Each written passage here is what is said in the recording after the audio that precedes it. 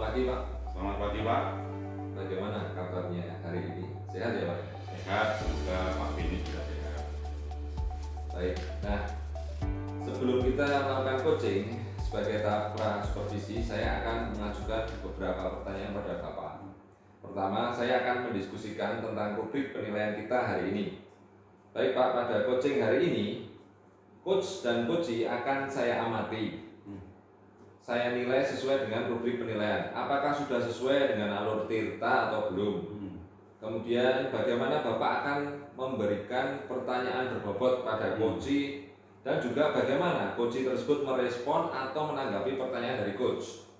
Dan jangan lupa Pak, untuk menyesuaikan dengan prinsip coaching diantaranya kemitraan, proses kreatif, dan memaksimalkan potensi. Baik Pak, silakan Pak. Nah, pertanyaan pertama yang saya tanyakan pada Bapak adalah kompetensi coaching apa yang ingin dikembangkan pada coaching kali ini Pak? Ya, begini Pak, kompetensi coaching yang akan saya lakukan atau kembangkan adalah yang pertama kehadiran penuh, kemudian kedua mendengarkan aktif, dan yang ketiga mengajukan pertanyaan berbobot. Begitu Pak. Baik, pertanyaan yang kedua ya Pak ya. Kompetensi mana yang secara spesifik ingin diobservasikan? Kompetensi spesifik yang ingin saya observasi adalah mendengar aktif dan mengajukan pertanyaan berbobot. Begitu Pak. Baik, sekarang pertanyaan yang terakhir ini Pak. Indikator ketercapaian dari tujuan pengembangan yang Bapak inginkan dalam proses coaching kali ini apa? Begini Pak, saya ingin coach saya bisa menemukan solusi dari permasalahan yang sedang dia hadapi. Baik Pak, demikian untuk kegiatan pra-supervisi kali ini. Silakan Bapak melakukan tahapan coaching terhadap coachingnya. Baik Pak, terima kasih. Selamat siang, kita CGP dari Kota Surakarta, CGP Angkatan 8, saya Sabto, kemudian rekan saya Beni dan Bu Wati. Kita akan mengadakan praktik coaching dan ada kasus yang akan saya bacakan. Ada seorang siswi namanya Alina, dia kelas 8 sebuah sekolah menengah. Alina memiliki tantangan dalam mengikuti pembelajaran karena ia termasuk dalam kategori slow learner, yang berarti ia memerlukan waktu lebih lama untuk memahami materi pelajaran dibandingkan dengan teman-teman kelasnya. Alina mencoba untuk menghubungi wali kelas melalui pesan WA dan meminta untuk bertemu pada esok hari di jam pulang sekolah. Demikian kasusnya. Oke, kita akan langsung saja ke praktik coachingnya. Saya ulangi lagi, saya sebagai coach, kemudian Ibu Wati sebagai coachee, dan Pak Beni sebagai pengamat atau supervisor. Kita langsung saja. Selamat sore Mbak Alina. Bagaimana kabarnya? Kemarin WA saya ya, apa yang akan dibicarakan? Selamat sore Pak, betul kemarin saya WA Bapak ada yang ingin saya bicarakan Pak. Baik, yuk ikut saya ke kantor, kita bicarakan lebih lanjut. Silahkan duduk. Ya, terima kasih Pak. Oke, gimana kabarnya Mbak Alina? Sehat kan? Sehat Pak, Bapak juga sehat ya Pak ya? Ya, sehat. Begini Mbak Alina, Ya. Mbak Alina kan mau ketemu saya, pasti ada yang mau dibicarakan ini. Kira-kira apa itu yang mau dibicarakan? Betul Pak, tapi sebenarnya saya ingin menyampaikan ini tapi saya takut Pak. Saya Loh. juga malu menghadap Bapak. Kenapa mesti malu? Apa yang harus ditakutkan? Yuk ngobrol saja, santai saja. Kalau boleh tahu, kita apa sih yang mau diobrolkan? Saya Pak punya unek-unek Pak. Nah, itu yang ingin saya sampaikan kepada Bapak. Oke. Begini, jadi apa tujuan Mbak Alina untuk perbincangan kali ini? Ini Pak, saya ingin dapat solusi Pak dari masalah saya.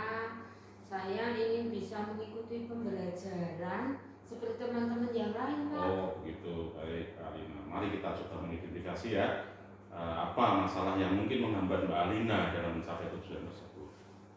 Kira-kira apa yang menurut Mbak Alina menjadi tantangan utama dalam pembelajaran? Itu Pak, saya itu merasa sulit dalam memahami pembelajaran dengan cepat, Pak. Terus saya itu butuh waktu lebih lama untuk memahami materi, Pak. Dan berbeda dengan teman-teman itu cepat begitu, Pak. Nah, saya nggak seperti itu, Pak. Oh ya, baik. Jadi tantangannya adalah pemahaman yang lebih lambat begitu ya, Mbak Iya, Alina. iya, Nah, Pak. sebagai langkah awal kita bisa membuat rencana ini untuk mengatasi masalah tersebut. Kira-kira apa rencana yang akan Mbak Alina lakukan?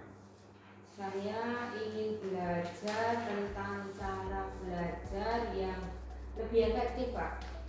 Nah, yang lebih mudah dan memahami pembelajaran tersebut, Pak. Baik, kira-kira rencana aksi yang akan Mbak Alina lakukan apa? Apa yang bisa membantu Mbak Alina untuk mudah memahami pelajaran? Apa ya, Pak ya?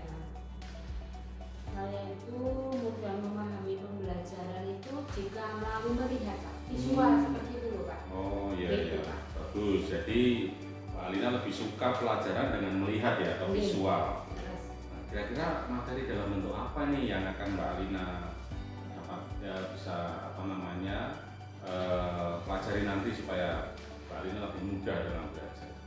Gini, Pak, kalau misalnya melalui gambar, kemudian diagram, video begitu, Pak. Oh begitu, bagus sekali. Oke. Selain dengan menyesuaikan gaya belajar visual, ya Mbak Alina, kira-kira apa lagi yang bisa membantu Mbak Alina untuk memahami lebih baik? Apa ya, Pak? Saya rasa ini, Pak, membagi waktu belajar menjadi sesi lebih pendek, tapi sering, continue gitu loh, Pak. Ya. Gitu. Oke, luar biasa. Jadi seperti itu ya. Ya. Nah, apakah Mbak Alina punya rencana tertentu untuk hal tersebut dalam melakukannya? Gini, Pak, saya akan mencoba belajar setiap hari pada pukul 17 jam 7 malam itu, Pak. Kurang lebih sekitar 30 menit begitu, Pak. Bagus itu, rencana yang bagus. Itu adalah langkah yang baik. Nah, kapan itu Mbak Alina akan siap melakukannya? Saya akan mulai kalau nanti malam begitu, gimana, Pak? Oh begitu, luar biasa kalau nanti malam bisa dilakukan. Nah, selain rencana tersebut, apa lagi yang akan Mbak Alina lakukan untuk bisa mempermudah Mbak Alina dalam belajar? Ini, Pak, tapi apa lagi ya, Pak? Bentar, Pak, saya ingatnya, Pak. Oh ini, Pak, saya ketika menemukan sesuatu yang sulit untuk saya pahami, Pak, saya akan bertanya kepada guru maupun teman saya, Pak. Oke, itu bagus sekali. Jangan ragu untuk bertanya. Jika ada hal yang tidak kamu mengerti, guru dan teman-teman Mbak Alina pasti akan membantu. Terima kasih, Pak. Oke, tidak terasa kita sudah 10 menit loh Mbak Alina berbicara, berdiskusi. Sekarang coba Mbak Alina dapatkan yang dari pembicaraan kita kali ini. Apa yang sudah bisa Mbak Alina dapatkan dari diskusi kita kali ini? Memudahkan saya ya, Pak, untuk memahami pelajaran rencana yang akan saya lakukan, Pak. Antara lain itu saya akan mencari pelajaran dalam bentuk visual, gambar, diagram atau video, Pak. Itu yang pertama, Pak. Kemudian saya akan mengatur waktu, gitu, Pak. Dengan cara belajar setiap malam selama 30 menit. Begitu. Kemudian saya akan menemukan materi yang sulit. Kemudian saya catat, Pak. Nanti saya tanyakan pada guru atau teman gitu. Oh gitu ya. Jadi 3 hal tadi ya. Iya, Pak. Ya ingatlah bahwa setiap orang memiliki kesempatan belajar yang berbeda-beda Mbak Lina. Jadi tidak semuanya sama. Tapi yang terpenting adalah usaha dan kemauan kita untuk terus belajar. Saya yakin kalau Mbak Lina sudah mengusahakan itu akan mencapai tujuan dari Mbak Lina. Nah, terima kasih, Pak. Saya merasa termotivasi, Pak, dan dapat pencerahan, Pak, dari pembicaraan kali ini. Oke, saya senang mendengarnya Mbak Lina. Ingat loh, kalau kamu butuh bantuan lagi atau ingin bicara, jangan ragu-ragu untuk datang ke saya.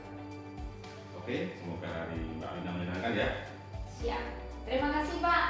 Oke, terima kasih. Silakan. Iya. Selamat siang, Pak. Selamat siang Pak. Nah, Bapak tadi sudah melakukan coaching tadi, Pak. Luar biasa. Iya, Kemudian kira-kira bagaimana tadi hasil coachingnya tadi? Apakah sudah berjalan dengan lancar, Pak? Iya Pak, coachingnya yang sudah saya katakan tadi sudah berjalan dengan lancar. Baik, tadi saat pra supervisi saya sempat menanyakan tentang indikator ketercapaiannya ya Pak ya. Nah, dari indikator ketercapaian yang diinginkan Bapak tadi, apa yang sudah dilakukan pada saat melakukan coaching? Baik Pak, jadi begini, tadi dalam coaching saya sudah menyelesaikan proses coaching tersebut dengan coach saya dan sudah saya terapkan alur berita itu yang pertama. Saya juga sudah menanyakan tujuan, kemudian mengidentifikasi masalahnya, kemudian menanyakan rencana aksi yang akan coach lakukan, dan tentunya saya juga sudah meminta coach untuk mempertanggungjawabkan setiap rencana dan tindakan yang akan dilakukan. Itu Pak yang sudah saya lakukan. Luar biasa sekali. Baik, menurut saya sebagai observer tadi Pak, itu sudah bagus sekali, sudah menjalankan coaching sesuai dengan alur tirta, di mana Bapak tadi sudah menanyakan tujuan, mengidentifikasi masalah dengan mengajukan pertanyaan yang berbobot sehingga coach bisa menemukan sendiri solusi dari permasalahan yang sedang dihadapi. Selain itu, Bapak juga sudah melaksanakan coaching sesuai dengan prinsip coaching. Oke, terima kasih Pak untuk apresiasinya. Ya, sebelum kita akhiri ada satu pertanyaan lagi nih Pak. Kompetensi apa lagi yang ingin dikembangkan berdasarkan hasil melakukan coaching yang barusan Bapak lakukan? Begini Pak, kompetensi yang ingin saya kembangkan lagi adalah mengajukan pertanyaan berbobot Pak, sehingga saya bisa menggali lebih dalam terkait permasalahan yang dihadapi oleh coaching, sehingga coaching mampu menemukan sendiri solusi dari permasalahan. Itu Pak. Bagus sekali, luar biasa Pak ya. Tadi saya sudah melihat Bapak sudah mengajukan beberapa pertanyaan yang berbobot, karena saya melihat tadi coach sudah bisa menyampaikan masalahnya dan coach sudah mampu menemukan sendiri solusinya walaupun memang bertahap gitu ya Pak ya. Pak. Namun luar biasa sekali Bapak tadi sudah lebih menggali lagi tentang permasalahan yang ada. Baik, semoga nanti ke depan Bapak lebih baik lagi. Saya cukupkan pembicaraan kali ini. Sukses selalu. Baik Pak, terima kasih Pak.